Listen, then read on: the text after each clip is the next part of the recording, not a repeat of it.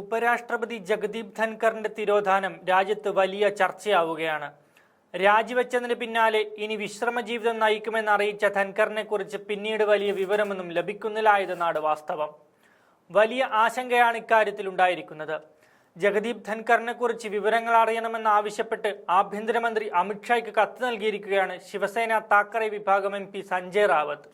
ഇക്കഴിഞ്ഞ തിങ്കളാഴ്ചയാണ് ഇക്കാര്യം ചൂണ്ടിക്കാട്ടി സഞ്ജയ് റാവത്ത് കത്ത് നൽകിയത്. ഇതിനും കൃത്യമായ മറുപടി ലഭിക്കാത്തതിന് പിന്നാലെ ജഗദീപ് ധൻഖറിനെ കണ്ടെത്തുന്നതിന് ഹേബിയസ് കോർപ്പസ് ഫയൽ ചെയ്യാനുള്ള നീക്കമാണ് MP-മാർ നടത്തുന്നത്.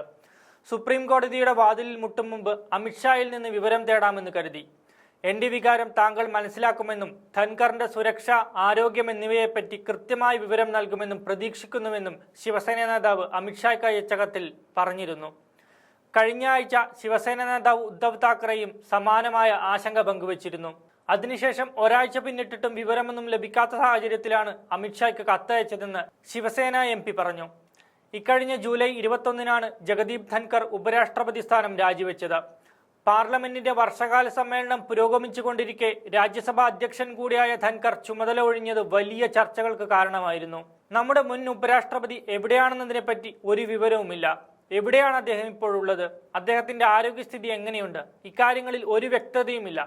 രാജ്യസഭയിലെ ചില അംഗങ്ങൾ അദ്ദേഹവുമായി ബന്ധപ്പെടാൻ ശ്രമിച്ചെങ്കിലും സാധിച്ചില്ല.